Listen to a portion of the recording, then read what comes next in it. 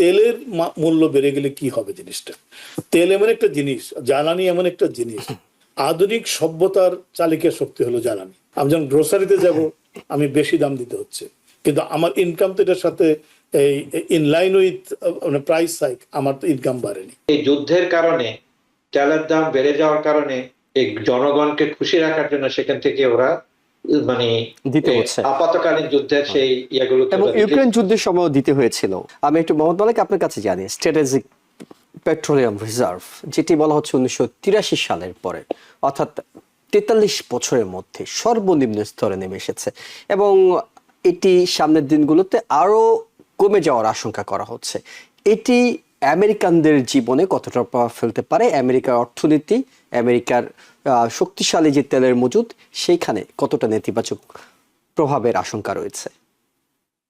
দেখুন, এই কবির ভাই যেমন বললেন হরমুজ স্ট্রেট সম্পর্কে, যে এটি মোর পাওয়ারফুল দেন অ্যাটমিক পাওয়ার বা বোম, তাই না? পারমাণবিক অস্ত্রের চাইতেও এটি অনেক শক্তিশালী। আমেরিকা এই হরমুজ প্রণালী দিয়ে তেল আমেরিকা ইম্পোর্ট করে না, এটা সত্য, কিন্তু আমেরিকার যারা মিত্র আছে তারা সবাই কিন্তু এই হরমুজ প্রণালী দিয়েই তাদের শুধু তেল নয়, যত রকম পণ্য আমদানি রপ্তানিগুলো হয়, যে specially developing country like Africa and south Asia, তাদের সব এক্সপোর্ট ইম্পোর্টগুলো কিন্তু হচ্ছে এই রুটে। এখন যখন হচ্ছে, তখন যখন এফেক্ট হচ্ছে হরমুজ প্রণালীতে, যখন ইরান তার কন্ট্রোল স্থাপন করলো, তো ন্যাচারালি তার মিত্ররা কিন্তু অসন্তুষ্ট এই ব্যাপারগুলোতে। এটা ইন্টারন্যাশনালি যেটা আমি বললাম। তো আরেকটা জিনিস হলো যেটা, যে যখন সরবরাহ চেইনে কোনো সমস্যা দেখা দেয়, ডিসরাপশন হয় সরবরাহ চেইনে, তখন কিন্তু পণ্যের ঘাটতি থাকে।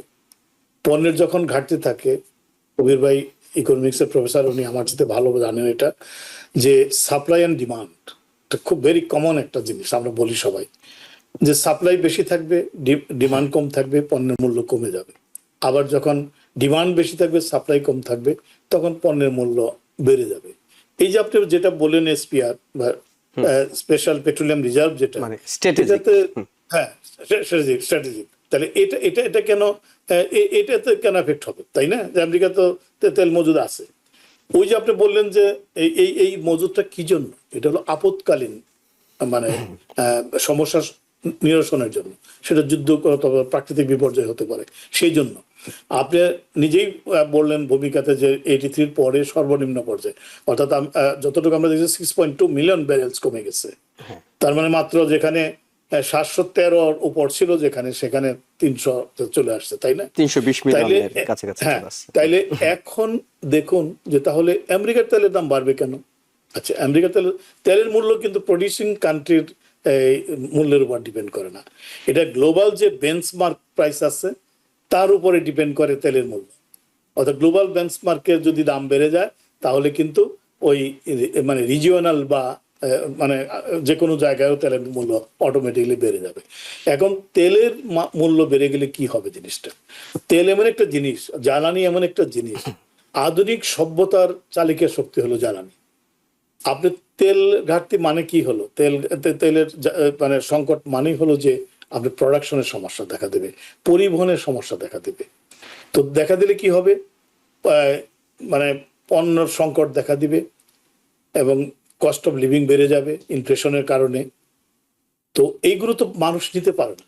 এখন ধরেন সাধারণ মানুষ কি বলে? সাধারণ মানুষ তো আর ইরান আমেরিকা যুদ্ধ কি হলো না হলো এত কনসার্ন না।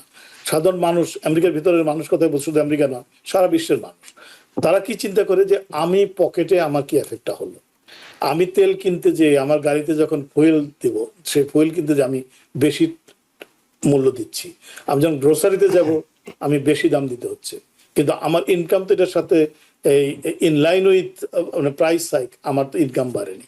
তাহলে কি হবে? আমার সংকট, ব্যক্তিগত জীবনে আমার সংকট দেখা দিবে। তা যখন দেখা দিবে, তখন কিন্তু আমি এটা নিয়ে চিন্তা করবো, যুদ্ধের কথাটা নিয়ে চিন্তা করবো।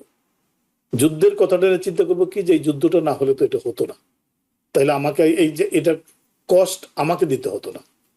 যে কারণে আপনি দেখেন যে কোনো পরিসংখ্যানে এখন আপনি দেখতে পাবেন যে মোর দেন 2/3 পিপুল অফ আমেরিকা তারা যুদ্ধটাকে চাচ্ছে না, পছন্দ করছে না।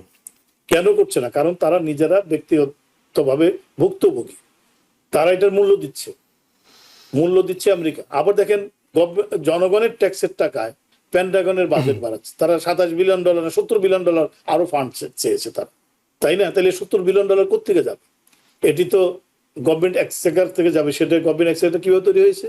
আমার আর আপনার ট্যাক্সের টাকায় তৈরি হয়েছে। প্রফেসর ডক্টর কবির হাসান, আপনি যোগ করতে চাইছেন কিছু? হ্যাঁ, আমি একটা জিনিস যোগ করতে যাচ্ছি মালিক ভাইয়ের সাথে। মালিক ভাই ঠিকই বলেছেন, এই যে তেলের দাম যে বিশ্ববাজারে, ওইটা বিশ্ববাজারের পরিস্থিতির উপর নির্ভর করছে, শুধু ডোমেস্টিক মার্কেটের উপর না।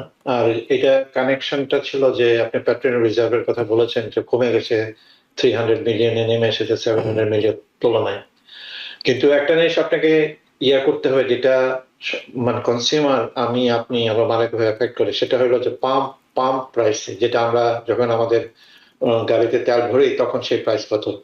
তো এইটা কিন্তু বেস প্রাইসটা হয় যে ব্র্যান্ড, দুইটা মার্কেট আছে, একটা বলে যে ব্র্যান্ড প্রাইস আর WTI, দুইটা মানে ওয়েস্টার্ন ট্যাক্সেস, দুটা ইন্ডিকেটর আছে আমেরিকাতে। সেই ইন্ডিকেটর গ্লোবাল সাপ্লাইয়ের উপর নির্ভর করে।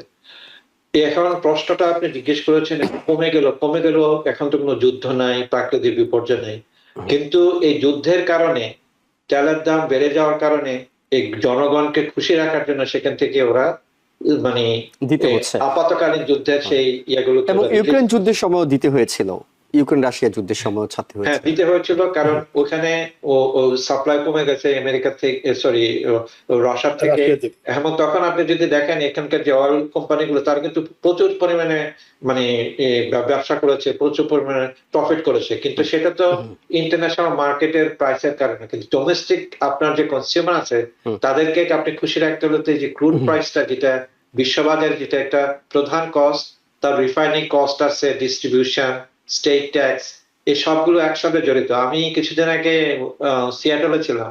সিয়াটলে আমি দেখছিলাম 2 সপ্তাহ আগে $6.5 তাবুদারিয়া, মানে গ্যালন প্রতি। আর নিউ অর্লিন্সে অলমোস্ট $4 মতো। আমি নিউ ইয়র্কে কত জানি না। এই প্রাইস গুলো কিন্তু অন্যান্য ফ্যাক্টরের সাথে নির্ভর, কিন্তু মূল ব্যাপারটা এটাকে ঠিক রাখার জন্য, কমনে রাখার জন্য পেট্রোলিয়াম রিজার্ভ থেকে সরকার এই সমস্ত আপাতকালীন সময় ওরা সরবরাহ করতে হচ্ছে এবং আগামী দিনে আরো করতে হবে।